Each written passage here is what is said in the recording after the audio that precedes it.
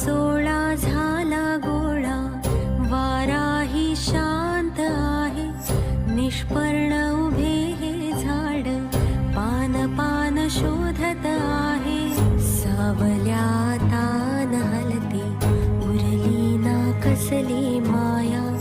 डोहाच्या खोल तळाशी अतृप्त परितेच छाया. अशुभाचे दान पडते